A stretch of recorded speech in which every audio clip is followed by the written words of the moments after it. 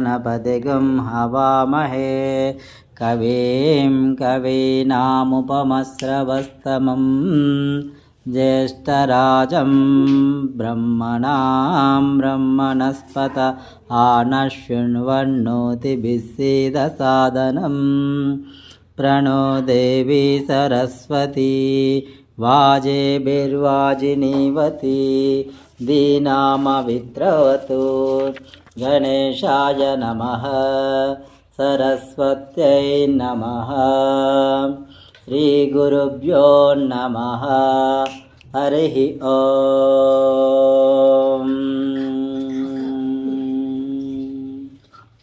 ॐ भद्रं कर्णेभिः शृणुयाम देवाः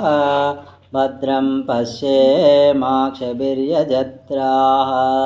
स्थिरैरङ्गैः सुष्ठुवागुंसस्तनूभिः व्यशेम देवहितं यदायुः स्वस्ति न इन्द्रो वृद्धश्रवाः स्वस्ति नः पूषा विश्ववेदाः स्वस्ति नस्तार्क्ष्यो अरिष्टनेमिः स्वस्ति नो बृहस्पतिर्दधातु ॐ शान्ति शान्ति शान्तिः। ॐ नमस्ते गणपतये त्वमेव प्रत्यक्षं तत्त्वमसि त्वमेव केवलं कर्तासि त्वमेव केवलं दर्तासि त्वमेव केवलं हर्तासि त्वमेव सर्वं कल्विदं ब्रह्मासि त्वं साक्षादात्मासि नित्यं ऋतं वच्मि सत्यं वच्मि अवत्वं माम्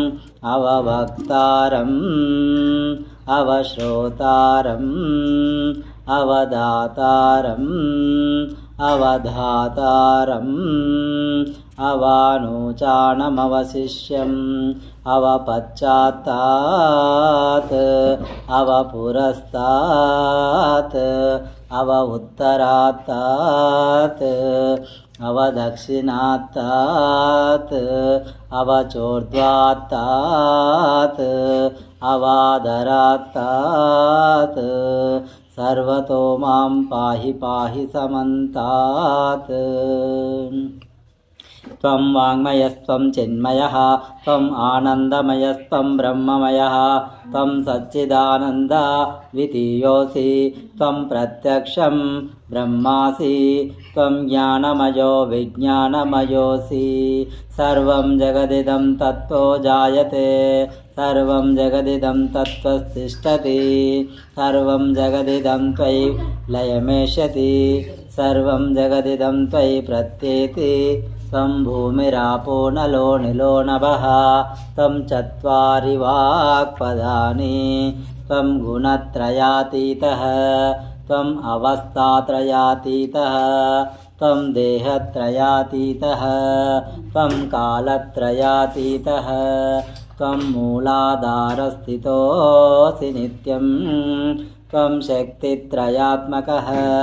त्वां योगिनो ध्यायन्ति नित्यं त्वं ब्रह्मत्वं विष्णुस्त्वं रुद्रस्त्वम् इन्द्रस्त्वम् अग्निस्त्वं वायुस्त्वं सूर्यस्त्वं चन्द्रमास्त्वं ब्रह्मभूतवस्वरो गणादीं पूर्वमुच्चार्य वर्णादीं तदनन्तरम् अनुस्वारः परतरः अर्धेन्दुलसितं सारेण बुद्धम् एतत्त्वमनुस्वरूपम् गकारः पूर्वरूपम् अकारो मध्यमरूपम् अनुस्वारच्चान्त्यरूपम् बिन्दुरुत्तररूपम् नादः सन्धानं सगुंहिता सन्धिः सैषा गणेशविद्या गणकऋषिः निच्युद्गायत्री छन्दः गणपतिर्देवता ॐ गं गणपतये नमः।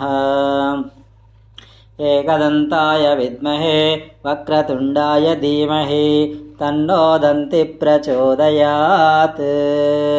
एकदन्तं चतुर्हस्तं पाशमङ्कुशधारिणं रदं च वरदं हस्तैर्बिभ्राणं मूषकध्वजं रक्तं लम्बोदरं शूर्पकर्णकं रक्तवाससं रक्तगन्धानुलिप्ताङ्गं रक्तपुष्पैः सुपूजितं भक्तानुकम्पिनं देवं जगत्कारणमच्युतम् आविर्भूतं च सृष्टादौ प्रकृतेः पुरुषात् परम् एवं ध्यायति यो नित्यं स योगी योगिनां वरः नमो व्रातपतये नमो घनपतये नमो प्रमदपतये नमस्ते अस्तु लम्बोदराय एकदन्ताय विघ्ननाशिने शिवसुताय श्रीवरदमूर्तये नमः।